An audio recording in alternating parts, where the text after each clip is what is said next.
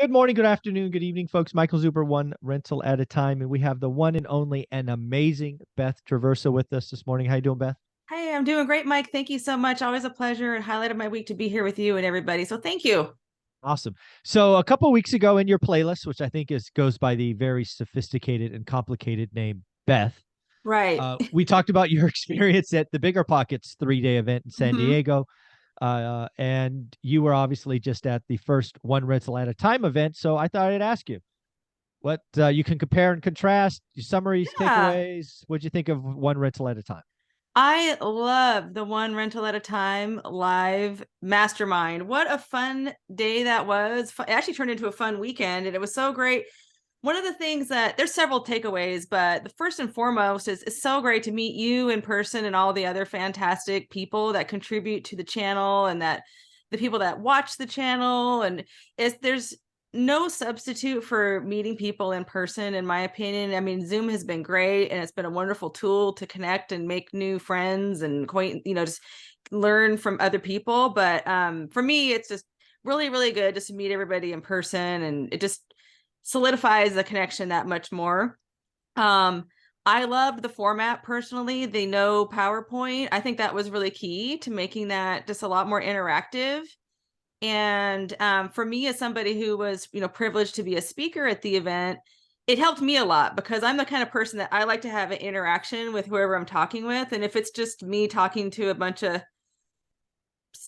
people just staring at me and I'm clicking a Yeah. clicker, it doesn't feel like the same level of connection and helpfulness that I got out of this one. So that was really helpful to me, and I really enjoyed that aspect of it. And maybe that will be a sign of how other things will happen in the future. I don't know, but Yeah, it was I don't know, I guess I would call it a risk because I had never seen, I mean, I've been selling, right, for 30 years, and Mhm. PowerPoint is the standard form of communication, right? Yeah. And I didn't want that. The other thing that I think happens in PowerPoint, the reason I was so dead against it is it almost turns into either bragging or selling, right? Hey, look at me, look how great I'm in. Yeah. In my world, people already know you're great. You're one of my weekly experts, right? That is a known quantity. We don't have to impress. It's not about Beth's Right. resume. Yeah. I wanted to do an event for the audience, and we just every speaker we talked for 6 to 12 minutes just to make sure people knew who you were because we're recording this for future people to see, Right. and then it was audience questions, and we went wherever they wanted to go, and every question was answered. I think I took one topic from one speaker in the morning and pushed to the afternoon because the afternoon speaker had more experience there. But other than that, we answered every question that was asked. It was pretty amazing.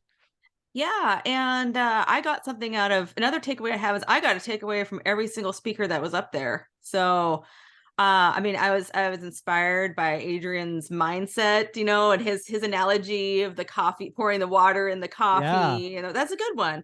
And I got a lot out of that, and that was really helpful. And meeting people like Ty, who that man is a powerhouse, and he's been around for Wow. so long, and it was just really great to just meet him. And of course, there's a lot of people that I kind of already knew, like Cody and Christian, but it's good to see them again and see them on stage. I love their role play they did and how they actually talk to sellers and begin that relationship with the potential, they won't call them sellers, they call them owners. That's another thing about Yeah, like how they exactly. Yeah. interact with the owners. And there was things to be learned about that. And then meeting people like Millennial Mike, even though he and I live kind of close to each other, I've never met him in person before. So it was just kind of fun just to, see that connection grow.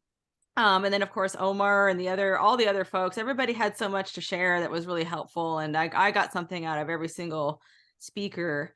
And I really enjoyed that. So even as somebody who's there, to be, to hopefully give some insight, just I'm there to receive it too. So there's Yeah. always something to learn. Somebody's always going to be doing something better than I can do it. And I'm always looking to learn from those people.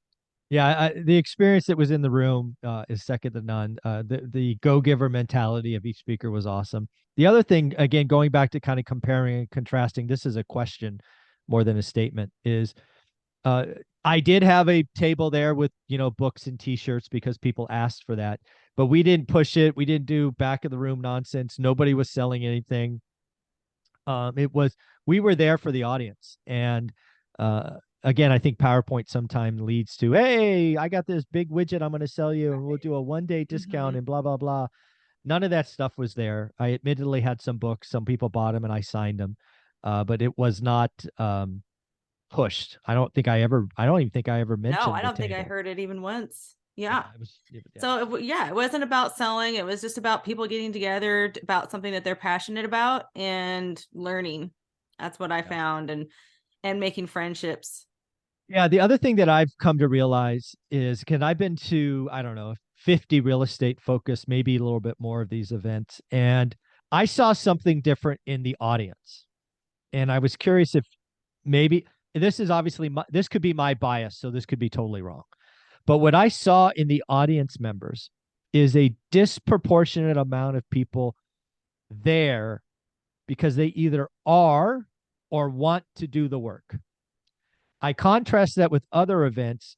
Other events I go to, a disproportionate amount of people are there for the buzz. Right. The, oh, hey, I'm smarter than them and they have a Porsche or a G Wagon or a Breitling or a whatever. I want that too. Nobody was up there bragging about any of their stuff. Nobody was up there selling the glitz and glamour and what I call the sizzle. We were there for the steak, Yeah. right? And again, that's what I saw. But again, I was the host, so I could be biased. What'd you No, see? you're right. Because I've been to a lot of conferences as well. And some of them there is some ego kind of strutting around and some flexing going on. And that kind of goes hand in hand with real estate. It just kind of does. But yeah, I really wasn't seeing that. And that's something I've noticed about real estate for the most part for real estate investing seminars and meetups is that I tend to see less of that there than I do maybe in some other real estate related, maybe more sales ones. But not, and I don't mean to, I'm not throwing shade at anybody. I'm just saying it's that I just kind of noticed that there's less of that at this, where it's not about it's all more about sharing and an abundance mindset. And that's something I really like about the real estate investing community is everyone that's doing it is more than I've met has been more than happy to share with others who are eager to learn.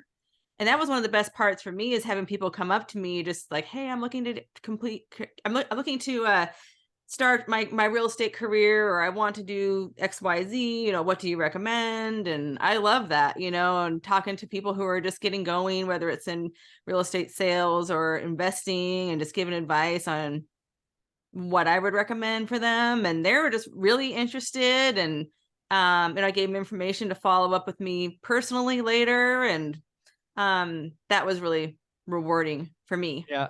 And then the last thing I was hoping would happen would just be a little kind of jolt of positivity. Is I was hoping some people would come up to you going, hey, I see you on the channel.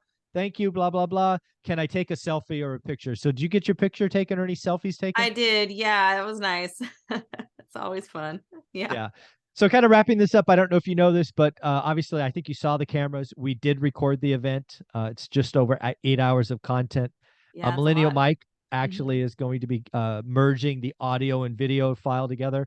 And we will be just giving it away as a bonus section of the course, how to get started Yeah, one rental at a time. Uh, the content will come out as Mike does presenters. He'll do them in order. right. So first is Mhm. Mike and Dion, and we're moving on from there. So I look forward to giving it away. And Yeah. it exceeded my expectations. And thank you Yeah. for coming down. Oh, you're welcome. Yeah, I can't wait for the next one. Yeah, Vegas, baby. Vegas at Mhm. 50,000. Yeah. Like, subscribe, comment. Coming We got to right we got to up. get to Yeah. 50,000. Mhm. Where Tell can your you where friends, everybody. That's Yeah. right. Where can we find you? BethTraversogroup.com. Awesome. Thank you so much.